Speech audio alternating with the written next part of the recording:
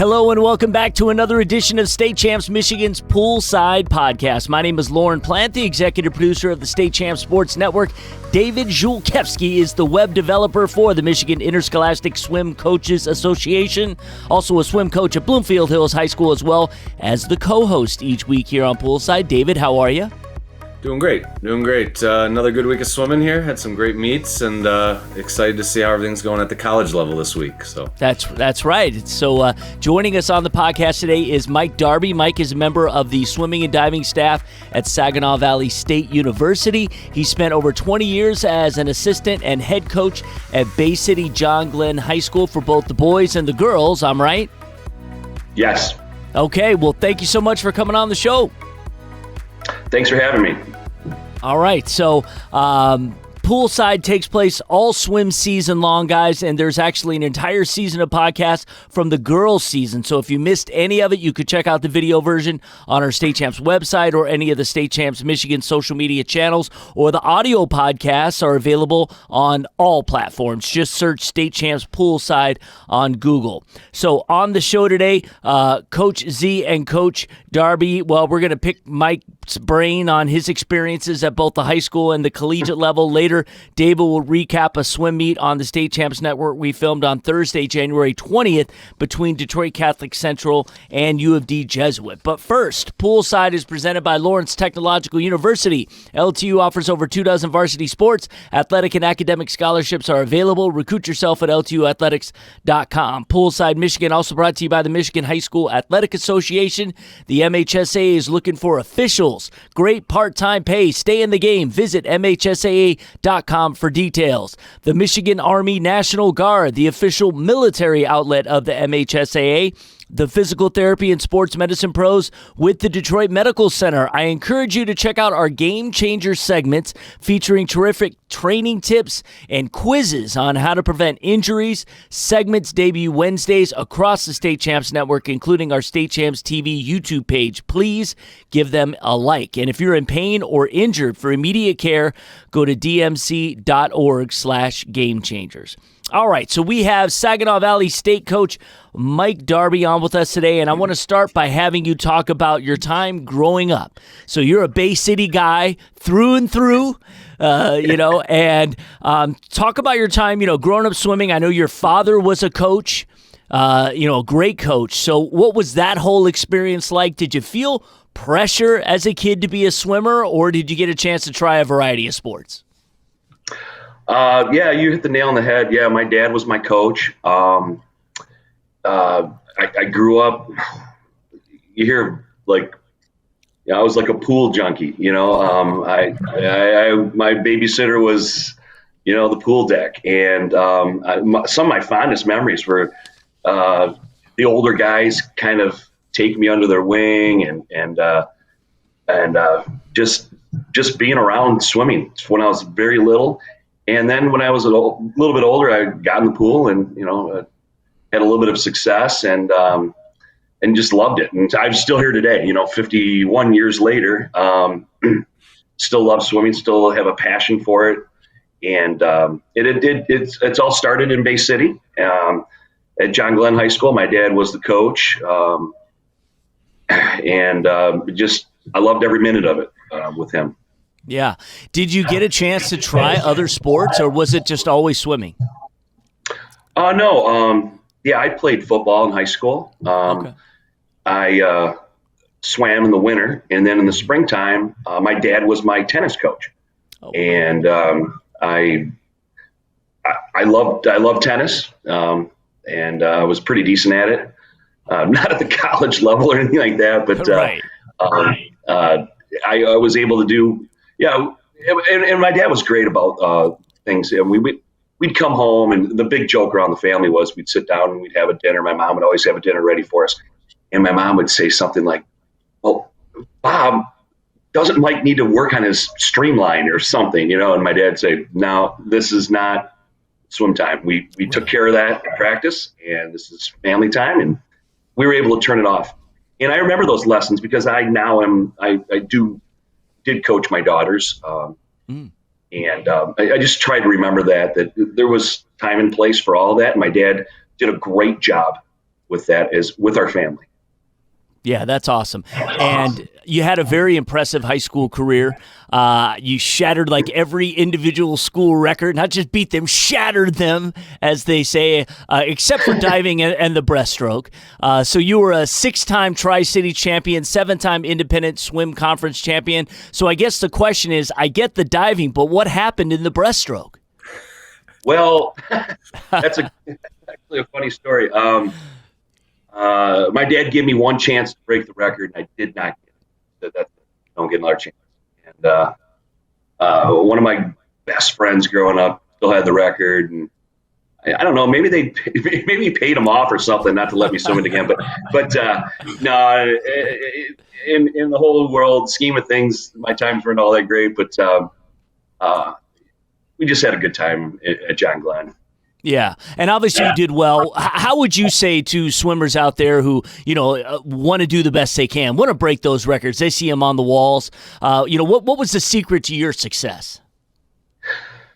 Well, obviously everybody works hard in the pool, but I really attribute doing well in swimming, back at my time, to diversify. I took some time off. I did play football. I did play tennis. I was able to turn my brain off of swimming, 12 months a year nonstop. We did do obviously all the summers and stuff like that, but for me it was nice to have a mental break, a couple of seasons, and I thought that helped me. Yeah, right on. You were a class of '88. Is that true? Yes. Okay, so was I. So we share that in common.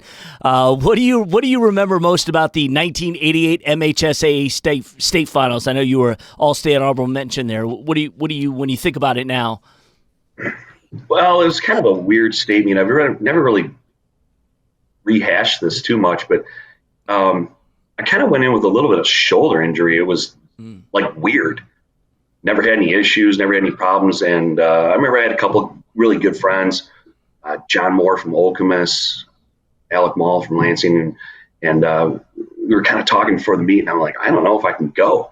And I think something just turned on, and I was able to do it. And I wasn't diagnosed with anything. I never had a problem after that. I don't know what it was, but it was a good meet. It was fun. It was Eastern Michigan. I loved that pool, that deep water. It just seemed, all the banners and the ceiling and all that sort of stuff. It just gets you fired up. And I had some friends, older friends that had swam at Eastern. So I looked up to them, and I saw them on the pool deck, and that kind of fired me up. Being a kid from Bay City, I was the only state meet member, but that didn't bother me. I had that, for years and stuff like that. But I had enough friends from around the state growing up, club swimming, that we all supported each other, and it was a good time. Right on. One more question before I bring David in here. So we flash forward. What did it mean to you to be inducted into the Bay City Hall of Fame in 2015? Well, that was a very nice honor. I was able to take some of my high school friends. My family all went. I'm a Bay City guy. I'm just a Bay City guy. I love Bay City. Jason Lynch, our head coach, and I just go back and forth. He's like, "You're the biggest homer I've ever met." And sometimes you got to advocate for yourself. Right. And I always advocate for Bay City. I had a great football coach, Hall of Fame football coach. My dad was a Hall of Fame swim coach and a Hall of Fame tennis coach. And I just learned from great coaches. My freshman football coach was starting offensive guard for Michigan State's 65 national championship team. Just having some of those people around really, really inspired, obviously, a lot of us. But just like I said, I'm just a Bay City guy. So yeah, very cool. That's awesome. Mike, you're obviously a huge part of Bay City, but part of your career spent in East Lansing as a Spartan. Talk to us about your time there and how you took that success out of that 88 state championship and headed out to East Lansing. Well, as much as a Bay City fan, I'm a Sparty too. through and through. It's been very painful. In dropping the swimming and diving program, it hurts. It really cuts deep, and I still have my love for Michigan State. They can't take that away from me. Some of my teammates are they're very disappointed, and vocally too, stuff that we do. But my time in East Lansing was great. I wasn't the best swimmer. Somewhere in that bio, it says I helped them to a 12th place NC2As.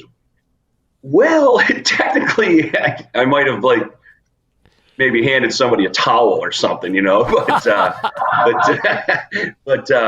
the memories and my friendships still go on today.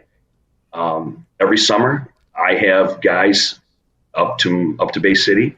We haven't missed in 30 years. We do a fishing trip, and Z, a guy that comes up here every summer. Absolutely. And like this summer, we had people I had a buddy come in from Seattle. We've had people come in from out of state all the time. And these are just friendships that I made. And that's probably the thing that hurts me the most about Michigan State dropping swimming and diving, that group, they won't have that friendship. And that really hurts. Also with swimming, but the sport. But the friendships made were second to none. Yeah. You and I are in the same boat. My Eastern Michigan team is gone. But not a summer goes by or a winter goes by where I'm not with the alumni and stuff and doing things. So I know that experience. I know that, just that energy that you're feeling. I can hear it in your voice. So, you're at state, you're, figuring things out. You decide to get into coaching. Talk to us a little bit about, that decision and some of the, I don't know, maybe some of the learning curve and some of those things, those first few years after state when you're getting on a pool deck. Well, I went to Michigan State. I'm a 17-year-old kid. I don't know what I was doing. And my dad says, hey, just go into education and just start in that field. And then, if something really sparks your interest, go for it. But I really enjoyed going into education. I was a phys ed health major. My dad was the same thing, kind of parallel. I'm just, following his coattail, Yeah, right. But I really got into the local scene there after I swam 4 years. I student taught at DeWitt, and I coached and I student taught for Mike Keevan, a legendary coach at DeWitt High School.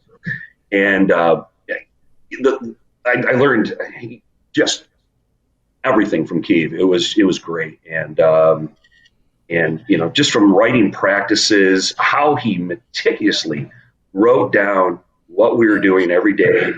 And that's great. I carried that over. I carried it over today. I ended up coaching there, I think, just the one season I student taught for DeWitt girls. And then I took over Okemos boys. I was Okemos boys coach for 2 seasons. And back around to the girls season, I was the head coach at East Lansing High School. So I was bouncing around, kind of finishing just student teaching, kind of graduated in December. So I was kind of mid-year. There wasn't many teaching jobs. And coaching, doing everything I could to get my foot into a door anywhere I could. And as luck turned out, I was hired back in Bay City, not at John Glenn, but in the Bay City school system. Mm-hmm. I was teaching at Western Intermediate at the time, and driving back to Okemos and coaching. And it was about an hour and 15-minute drive. And people are like, why are you doing that? I said, hey, I love these kids, and got a nice little group, had a nice team. And it was, I could see it was going to be for about 3 or 4, maybe a month or 2, but really, I enjoyed my time in Lansing. I somewhat wish I could have stayed there because I love the vibe of the college campus close by and proximity of all those things. But Bay City called me back, got an offer, got an opportunity, and ran with it and came home. That's awesome. What, throughout the years, is there anything that you kind of fall back on, something that keeps you going, keeps that energy on the pool deck, something you share with your kids maybe? I got the best advice, or the first real good advice I got. I was at Michigan State, and I had two great coaches, Bill Wadley and Richard Bader. But we also had a Hall of Fame diving coach named John Narcy. Nars was there for I don't know how many years, and if I said 40 and it was 45, I apologize. But Nars was there, and I'm like, what? I'm walking down to that diving well, and I'm going to talk to Coach Narcy and just get some advice. And I said, hey, Coach, I graduated, and I got a coaching job over here, and I'm over at Okemos, and or East Lansing, where I was at the time. And I said, can you give me some starting advice? And Nars looked at me and goes, wear good shoes. And I kind of looked around, and I'm, is that it? And he's like, I don't know what I'm talking about. And it's true. You're standing on a pool deck for 6 hours a day like I did today. You need good shoes. And I just thought, wow, that's all he's got. But, that's where it started. Simple stuff like that it keeps me going, just that funny answer. And I always look back on that. Yeah, it's the conversations in the hospitality room. It's the conversations on the bus on the way home. I think that we get so much more out of it. That's awesome. So all those years at home, coaching high school and everything, and just recently you decided to make the jump over to college. So what led you to that, and how's that going for you? Well, I've asked this question often, and I really don't have like one answer. I've got many, but I have been teaching for 28 and a half years. And, it wasn't that I was bored of teaching. It wasn't that I didn't like teaching. I taught at the end, for forever, elementary physical education and health. And those kids, man, you walk into the gym and, all right, run. And they just ran. They just got going. I love their energy. I never had a problem. Never had a problem going to school. Never had a problem going to work. So it wasn't like I was looking for something else. This came up. I've been a part of the program. My daughter is a 5th-year senior. So I've seen Saginaw Valley for years. It's right next door. It's a great university. The people have been fabulous. And I thought, well, let's see what happens. Let's throw my name in the ring, and here we are. That's terrific. What take a few minutes, share some great things about what you guys have been doing this season, and some highlights or stuff you want to share with the folks out there listening. Okay. Well, we started off. I got into the game a little late. I didn't start until October. So I did start the school year teaching and coaching at John Glenn, and that I kind of want to touch that real quick. That was very difficult to leave. My oldest daughter is a 5th year at Saginaw Valley. My middle daughter is a senior at John Glenn, who has committed to Saginaw Valley. So, and that was unrelated. She did that in the summer. And then my youngest daughter is a freshman at John Glenn. So I did have to leave my two daughters, and we had some tears around the table, and my middle daughter, knowing that I would be there for her and to coach her again, was settling for her. My youngest daughter, she was a little frustrated, but they all understood. They understood what I was trying to do and go to the next level, I guess I should say. But so it was not easy to leave John Glenn. It was not easy to leave my children. But in my team also, there were some tears, and because I did leave mid-season, and that's tough. And I explained to them, there's no good time in life for everything, and just weigh the pros and cons and see how it works out. So quickly, before you get to Saginaw Valley, just who's coaching Bay City John Glenn now, and how was the transition for the team? Well, that's a great question. Our coach now is Bob LaRock. Bob is it was my longtime assistant. Bob swam for me at John Glenn. I've been around Bob forever. Bob's been around me forever. Probably not good for him most of the time, but so there's been a chain. Like my dad was there in '79 through whatever, and then we had a great buddy of mine, a high school buddy of mine, Tony Bacigalupo was his name. He coached for a long time. He stepped out into administration. We had one of my assistants, or one of my swimmers, my former swimmers, Matt Beattie, was there for a couple years, and then I took over with Bob. And so I think I said this somewhere. It's next man up, and Bob knew what to do, where to go, which key to go in which door. And if we didn't have Bob LaRock at John Glenn, I don't think I would have made this move. I don't think so. Bob he's more than capable, and he's probably the kid. I did say this: the kids are probably better off with Bob, and he's a good dude. So he's our man. So you go to the next level. Yeah. Go ahead, David. No, I was going to say, last week we were talking about, numbers dipping in high school swimming, and what keeps those numbers going, and it's what you're talking about, right, Darb? It's you guys were there. You and your dad did so much great stuff, but you can walk away from that program knowing that they're in good hands and knowing that that program is going to continue to thrive, and that's so awesome to know that it's not just going to fall off.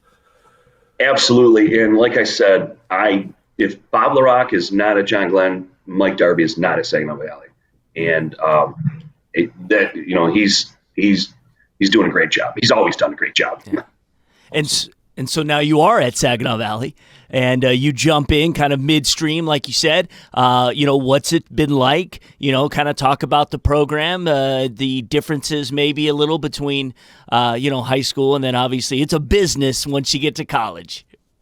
Yeah, but we have a lot of fun. We do a lot of fun things. Jason and I, it's really strange actually. Jason swam at Michigan State. He's exactly 20 years younger than I am. He's got a great mind for swimming. Got a great mind for a lot of things. And but we parallel, our lives almost parallel. We lived on the same floor in West Wilson Hall. Just that we swam together. We talked. Hey, did you guys do this? Oh yeah. Did you do that? Yeah. And so it's just been great. So as the business, yes, but we have a lot of fun doing it. But there is a business sense to it, and that is a little bit more than high school. But in high school, I was in charge of just about everything, and now at Saginaw Valley, we have a great medical staff that takes care of our kids. We have a great weight room staff that takes care of our kids. We can be swim coaches, and right. Good, bad, or different. You know how it is, Zia. When you're in high school, you got to you're doing it all. And luckily at Saginaw Valley, we're very fortunate at a D2 level to have the support we have that allows us to just we're swim coaches, and we're not fumbling around in the weight room and doing all that sort of thing. We're taking well care of our athletes, are taken well care of. But to go back a little bit, this fall we had a nice fall. We had a nice mid-season meet. We set a lot of school records. We just got nipped a few on the girls' side, but we got a lot of men's ones. And we went down to Florida for our winter training, and we had a great training trip.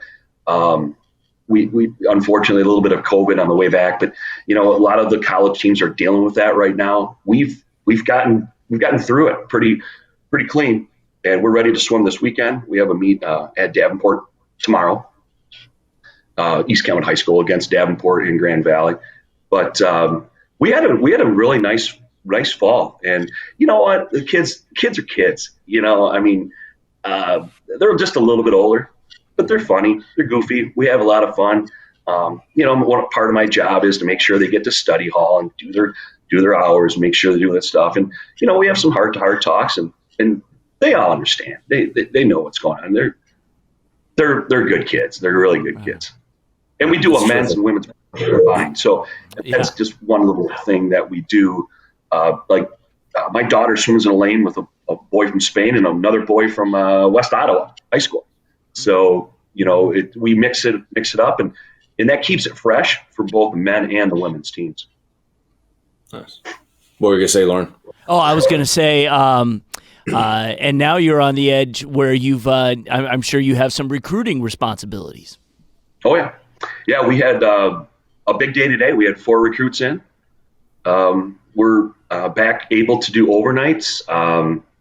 Last year, I wasn't there, but there was no overnight. It was, here's a phone and here's a Zoom, and this is what our pool looks like, and this is kind of like the dorms are over there, one of those deals. And Coach Jason and Coach Austin did a great job recruiting last year, set us up, but we're able to we had four student athletes in just today. And the recruiting is I actually enjoy it. There's just some salesmanship there. Got to sell the place. And I've told everyone on the phone I've talked to or text, I said, just come on to Saginaw Valley, because I'm going to tell you how great it is. I need you to see it. Our facilities are great, and the people that are there are great, and the recruiting has been actually really fun. That's cool. I got 2 more for you, and one is that high school athlete right now that, whether it's a girl who's in off season or a boy who's in the middle of high school season, what advice do you have for them right now? Thinking about, should I swim in college? Should I not? What's out there for them, and what do you want to share with them?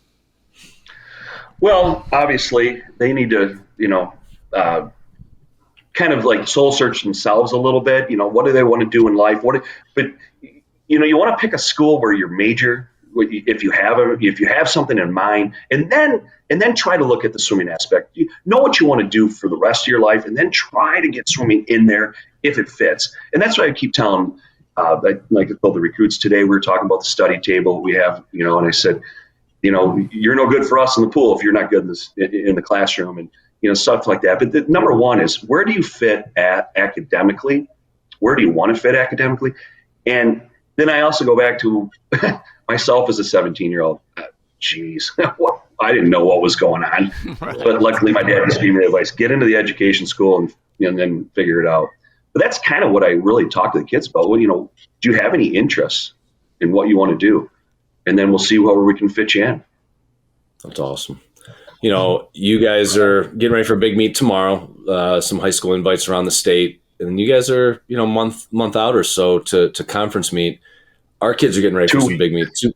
2 weeks. All right. So you guys are starting to hit that taper. So our high school kids are getting ready for, remember Miska meet and some of the big invites. Oh, yeah. But our league meets are about a month out. So it's that big time of year, the big meets.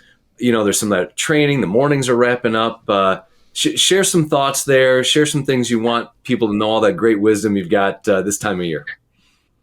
Yeah. You know what?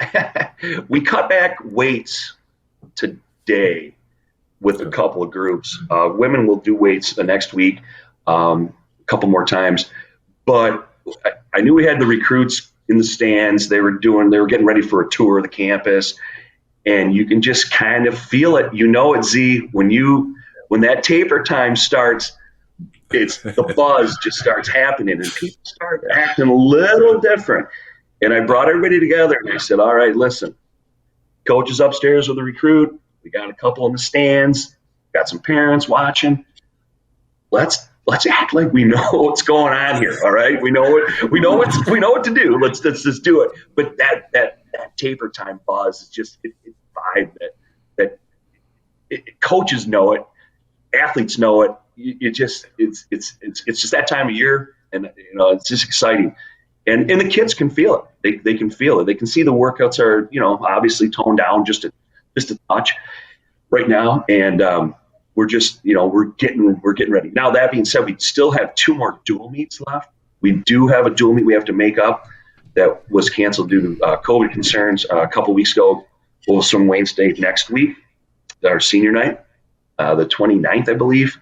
And so we do have some dual meets. And then we do swim that conference meet like literally 5 days after that last dual meet, which isn't ideal, but NC2A requires you have a certain amount of meets each season, and we have to meet those requirements.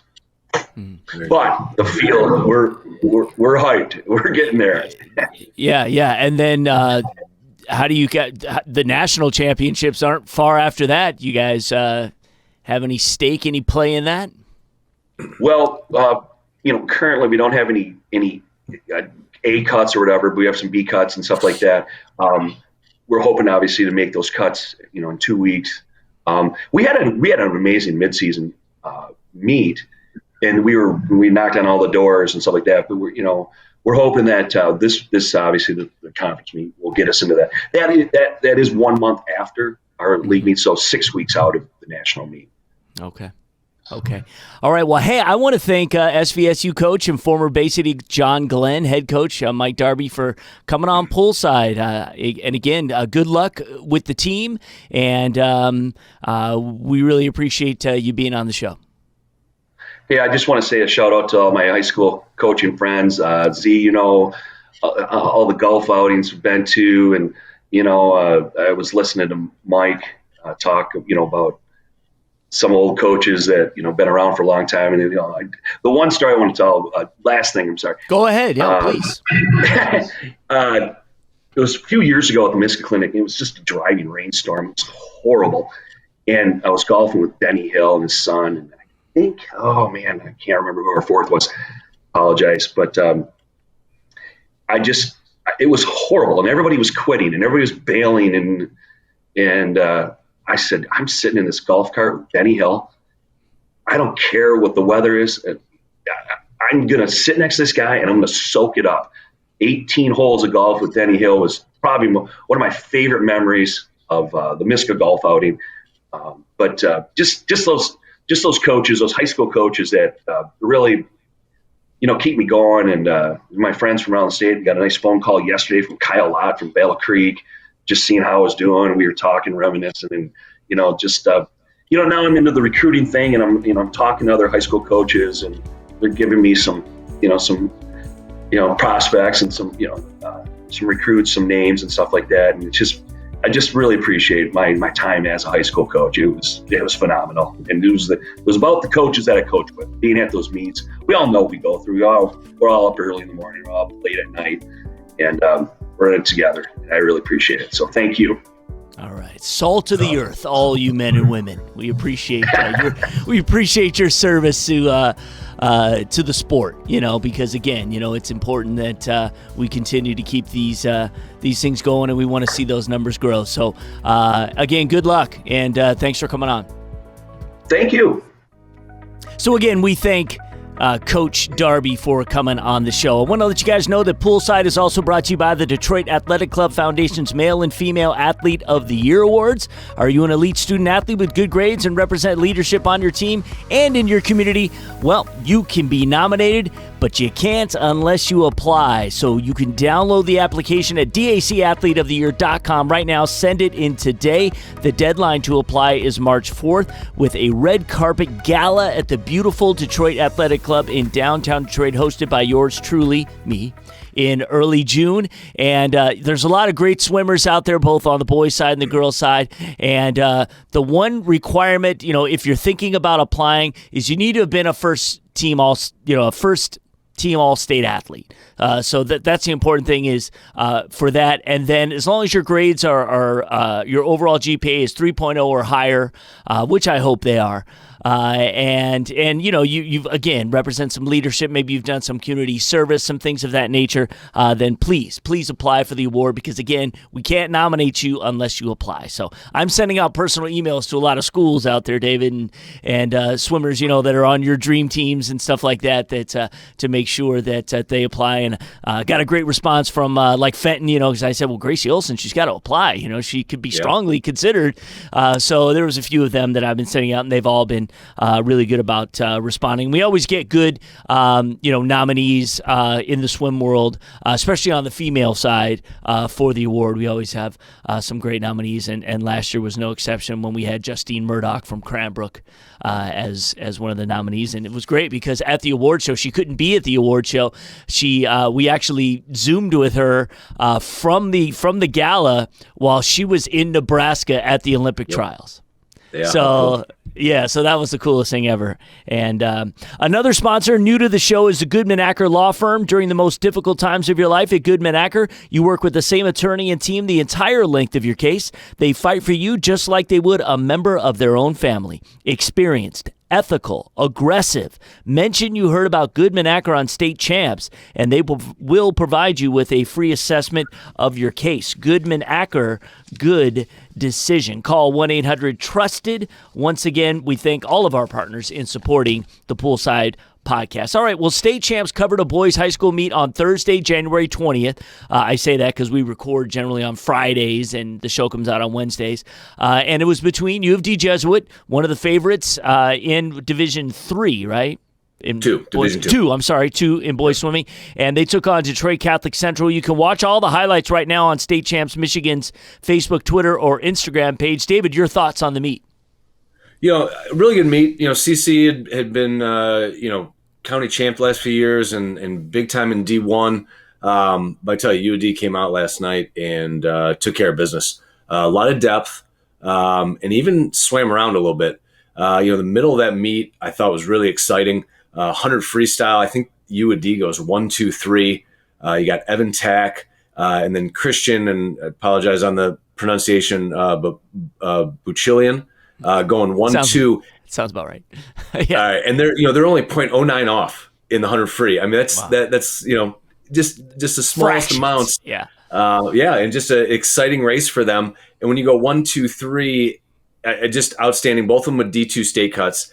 And those of you guys that follow Top Times on Swim Cloud, you guys know, Evan's time was lifetime best. Outstanding. In a dual meet, we're talking about being broken down and tired in the middle of the winter, and he's swimming lifetime best. And Christian turned around and won a season best, just missing his lifetime best. So these guys are swimming fast when they're tired, which is, it's a tough one to do. And that's they're what we in good ask, shape. We ask our athletes to do that all the time. And they stepped it up. They've been, Catholic Central's been, taking care of that meet every year. So I know UAD getting in there and taking care of business, that was important for them. Big rivalry helps too, right? Oh, absolutely. I mean, the Catholic League, they boys are, they see each other so much all year long that just keeps going. So, and you turn around after that 100 free and you got Drew Collins. He's the defending state champ in the 100 backstroke.